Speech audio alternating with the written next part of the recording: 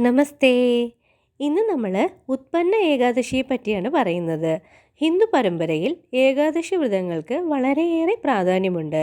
അതിലൊന്നാണ് ഉത്പന്ന ഏകാദശി. കാർത്തിക പൗർണമി കഴിഞ്ഞു വരുന്ന ആദ്യ കൃഷ്ണപക്ഷ ഏകാദശിയാണ് ഉത്പന്ന ഏകാദശി. ഈ വർഷത്തെ ഉത്പന്ന ഏകാദശി വരുന്നത് നവംബർ 15 ശനിയാഴ്ചയാണ്, അതായത് നാളെ. ജനനം എന്നർത്ഥം വരുന്ന ഉത്പന്ന എന്ന സംസ്കൃതം വാക്കിൽ നിന്നാണ് ഉത്പന്ന ഏകാദശി എന്ന പദം ഉണ്ടായത്.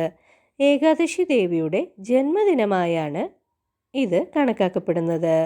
മൂർധാനവൻ എന്ന അസുരനെ നിഗ്രഹിക്കാനായി വിഷ്ണുവിൽ നിന്നും ഉത്ഭവിച്ച ലക്ഷ്മി ദേവിയുടെ അവതാരമായാണ് ഏകാദശി ദേവിയെ കരുതുന്നത്. ഈ അസുരനെ നിഗ്രഹിച്ചതിൽ സന്തുഷ്ടനായ മഹാവിഷ്ണു ഏകാദശി വ്രതം ആചരിക്കുന്നവർക്ക് പാപമോക്ഷം ലഭിക്കുമെന്ന വരം കൊടുത്തു. ഈ വ്രതം എങ്ങനെയാണ് എടുക്കേണ്ടത് എന്ന് പറയാം. രാവിലെ കുളിച്ച് അടുത്തുള്ള വിഷ്ണു ക്ഷേത്ര ദർശനം നടത്താം. ഭക്തർക്ക് അന്നേ ദിവസം പൂർണ്ണ ഉപവാസമായോ അർത്ഥ ഉപവാസമായോ ഒരിക്കലൂണായോ വ്രതം എടുക്കാം. വിഷ്ണു സഹസ്രനാമം, ഭഗവത്ഗീത, നാരായണീയം എന്നിവ പാരായണം ചെയ്യാവുന്നതാണ്. ഓം നമോ നാരായണ എന്ന മന്ത്രം കഴിയുന്നത്ര തവണ ചൊല്ലാവുന്നതാണ്.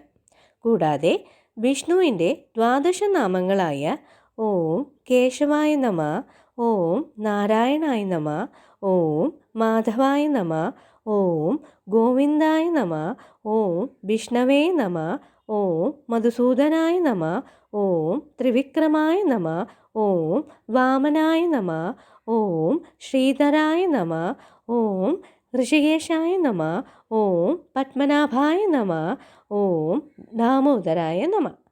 ഈ മന്ത്രങ്ങളും ജപിക്കാവുന്നതാണ്. പിറ്റേ ദിവസം തുളസി തീർത്ഥമോ അടുത്തുള്ള ക്ഷേത്രത്തിലെ തീർത്ഥമോ സേവിച്ച് ഉപവാസം അവസാനിപ്പിക്കാവുന്നതാണ്.